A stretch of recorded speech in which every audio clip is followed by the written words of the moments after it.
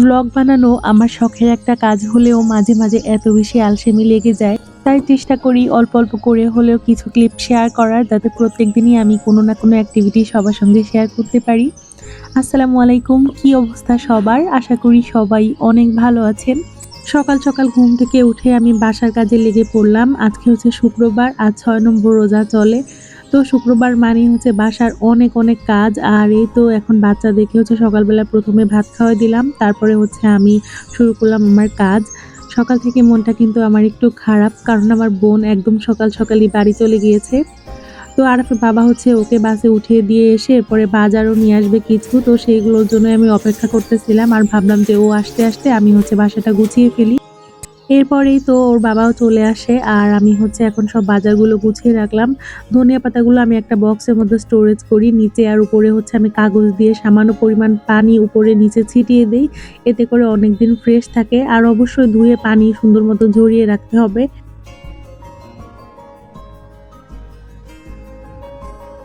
এরপর আমি শসাগুলোকেও সুন্দর মতো ধুয়ে রাখলাম। আরও কিছু কিছু সবজি ছিল যেগুলোকে আমি ফ্রিজের মধ্যে রেখে দিছি, যেগুলো আসলে ধুলে নষ্ট হয়ে যায়। যেমন মিষ্টি কুমড়া থাকে, তারপরে হচ্ছে বেগুন থাকে। তো এই তো এরপরে হচ্ছে লাউটাকেও রেখে দিলাম, ওটাকে আর ফ্রিজে রাখার প্রয়োজন নাই।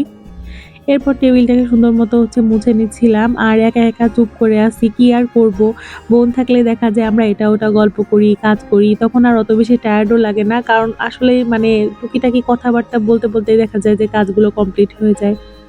তারপর আজকে যেহেতু শুক্রবার, আরাফের বাবাও বাসায়। তো আজকে ভাবলাম যে সেই সবজি খিচুড়িটা রান্না করি। এটা রান্না করব করে আর করাই হয়নি। কারণ ওর বাবা তো দেখা যায় অধিকাংশ দিনই অফিসেই ইফতার করে আসে। আর আমিও এই কয়দিন টুকিটাকি বাসায় ইফতার আইটেম তৈরি করেছি। তো এখন থেকে আমি আর বাসায় কোনো ইফতার আইটেম তৈরি করব না। কারণ একার জন্য আসলে এত কিছু করতে ভালো লাগে না। তো আজকে যেহেতু শুক্রবার, ওর বাবা বাসায় আছে, যার কারণে চিন্তা করলাম যে সবজি খিচুড়ি করি আর পাশাপাশি টুকিটাকি কিছু ইফতারও আমি তৈরি করব। খিচুড়িটা আমি দুপুরের দিকে রান্না করে রাখছিলাম। কারণ হচ্ছে আরাফাইলের জন্য আর এক্সট্রা করে কোনো কিছু রান্না করি নাই। দুপুরবেলা ওরা ওই খিচুড়িটাই খেয়েছিল। আর তারপরেই তো বিকালের দিকে আবার হচ্ছে আমি চিকেন রান্না করলাম রাতের জন্য। আর এখন হচ্ছে ইফতারের আইটেমগুলো তৈরি করব। তো ফ্রিজে হচ্ছে আগের দিনই আলুর চপ তৈরি করা ছিল। শুধুমাত্র বেসন দিয়ে হচ্ছে চপগুলো ভেজে নিলে হয়ে যাবে। সেই সঙ্গে ভাবলাম যে একটু বেগুনি আর পেঁয়াজও করে ফেলি।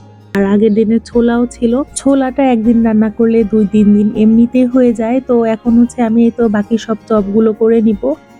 আমি কিন্তু চপের এই মিক্সের মধ্যে বেসনের মধ্যে হচ্ছে আদা বাটা, রসুন বাটা আর হচ্ছে কাঁচামরিচ বাটা ইউজ করি। আমার কাছে এইভাবেই টেস্টটা বেশি মজা লাগে।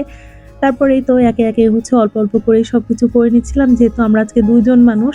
তারপরেও যেহেতু শুক্রবারের ইফতার, তো একটু স্পেশাল ভাবে করার ট্রাই করেছি। সবকিছুই অল্প অল্প করে হচ্ছে তৈরি করছিলাম। এর মধ্যে আজানও দিয়ে দেয় আর ইফতারের সময় হয়ে যায়। ওর বাবা আজকে আমাকে অনেকটাই হেল্প করে দিছে। তো যাই হোক, আজকে আর ১ম এ হচ্ছে মুড়ি মাখা নিব না। ১ম এ হচ্ছে শরবত খেয়েই তারপরে হচ্ছে আমরা খিচুড়িটা ট্রাই করলাম। একদম সিম্পলের মধ্যে খিচুড়িটা অনেক মজা হয়েছিল। মাশাআল্লাহ, আলহামদুলিল্লাহ। তো যাই হোক, ওর বাবা এখানে সার্ভ করে দিল। আর আজকের মতো এখানে বিদায় নিচ্ছি। ভিডিওটা কেমন লাগলো অবশ্যই কমেন্ট করে জানাবেন। দেখা হবে নতুন ভিডিওতে। আল্লাহ হাফেজ।